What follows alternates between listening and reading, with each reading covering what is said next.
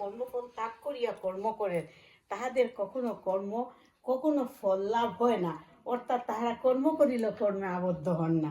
তো এইখানের মধ্যে হইল কি দেখালেন যে এই ঘুইরা ফিরা সন্ন্যাসকে প্রাধান্য দিলেন। কোন সন্ন্যাসকে প্রাধান্য দিলেন? যে কর্ম ত্যাগ করে যে সেই সন্ন্যাসী, যেন এই যে মানে ভূষণে যেন গেরুয়া পড়া সন্ন্যাসী, গীতাতে কিন্তু সেই সন্ন্যাস নাই, এই সন্ন্যাস কিন্তু তার গীতা কিন্তু সম্পূর্ণ আলাদা। কোনোতেই দেখেন, এখন যেহেতু শেষ হইতেছে তখন বলতেছি যে গীতার পরে যেন আসলো এই বুদ্ধ ধর্ম আর অন্যান্য ধর্ম, ওইগুলোতে কিন্তু কর্মের কথা নেই। কর্ম করিল না, কর্ম করিল না, কিন্তু কর্ম না করলে শেষ, ভারতবর্ষ শেষ হয়ে যেত।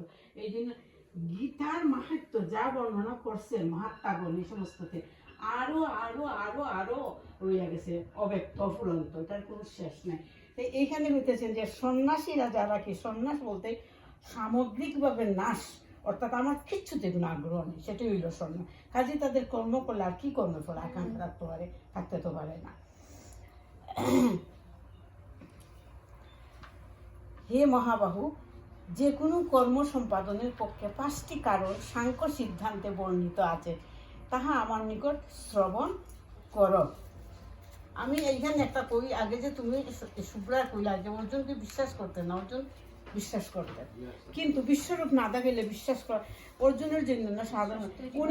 উনি ভগবান স্বপ্নে দেখছেন, ভগবান উনার মধ্যে প্রবেশ করে দিয়েছেন, অতএব উনি ভগবান। বিশ্বরূপকেও দেখাইতে পারছে শ্রীকৃষ্ণ ছাড়া কেউ। স্বয়ং শ্রী চৈতন্য দেব রাধাকৃষ্ণের মিলিত তো উনিও কলিযুগে আসছেন, ভক্ত বেশে আসছেন, তিনিও তো বিশ্বরূপ দেখান নাই, তিনিও কৃষ্ণকেই পূজা করার জন্য বলছেন, অতএব কৃষ্ণই ভগবান, কৃষ্ণস্তু ভগবান স্বয়ং, আর কেউ না। হরে কৃষ্ণ। অধিষ্ঠানং তথা কর্তা করণং চ পৃথক বিধম বিবিধাঞ্চ পৃথক শ্রেষ্ঠা দৈবঞ্চা প্রাপ্ত পঞ্চমম। অধিষ্ঠান অর্থাৎ বিবিধ করণ বা সাধন যন্ত্র, কর্তার অনেক প্রকার চেষ্টা বা ব্যাপার, এবং পঞ্চম কারণ দৈব। এখন দৈবকে এইগুলা গাইতে বললা, এখানে অনেক কিছু আছে ব্যাখ্যা। আমি যেহেতু সবচেয়ে প্রাচীন জগদীশ ঘোষের গীতা পড়ি, যেহেতু আমার ক্লাস 3 থেকে সেই জগদীশ ঘোষের গীতা পিতৃ সম্পত্তি, এছাড়া আমি প্রণাম সম্পর্কে করি, কিন্তু আমি জগদীশ ঘোষের গীতাতেই আশ্বস্ত এবং বেশি ব্যাখ্যা পাই। কোনো কর্ম হইতে গেলে কর্তা করণ বা সাধন। আচ্ছা, এখানে আমি আর ব্যাখ্যা না করি, আমি শরীর বা মনোভিজ্জত কর্ম প্রারভতে নর নাজ্যং বা বিপরীতং বা পঞ্চৈতে তস্য হেতব।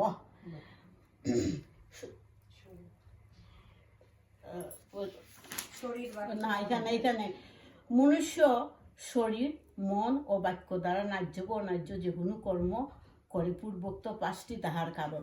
ওই জন্য আগে এখানে ব্যাখ্যা আছে, সেই ব্যাখ্যাটাও বিশ্লেষণ আছে, বিশ্লেষণ তো পড়া হইল না।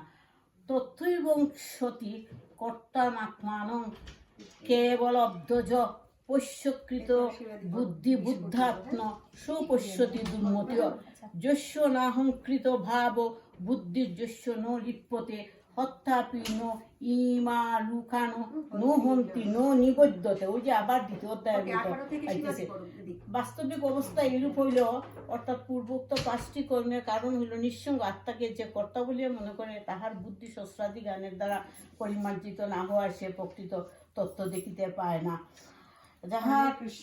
যাহার আমি কর্তা সেই ভাব নাই, যাহার বুদ্ধি কর্মের ফলাফলে আসক্ত হয় না, তিনি সমস্ত লোক হনন করিলেও কিছুই হনন করেন না এবং তাহার ফলে আবদ্ধ হন না। 17 নম্বর। আমি 18 পড়বো। 18 দিদি 18 থেকে 20 পড়ো। হরে কৃষ্ণ, হরে কৃষ্ণ। জ্ঞানং জ্ঞেয়ং পরিজ্ঞাতা ত্রিবিধা কর্ম চোদনা করণং কর্ম করতে ত্রিবিধ কর্ম সংগ্রহ। জ্ঞান, জ্ঞেয় এবং পরিজ্ঞাতা এই 3টি কর্মের প্রেরণা, কারণ কর্ম ও কর্তা এই 3টি কর্মের আশ্রয়। জ্ঞান জ্ঞেয় পুরো ব্যাখ্যা করছি না। জ্ঞানং কর্মচ্চ কর্তা, সংস্কৃত না পড়ি, আমি বাংলা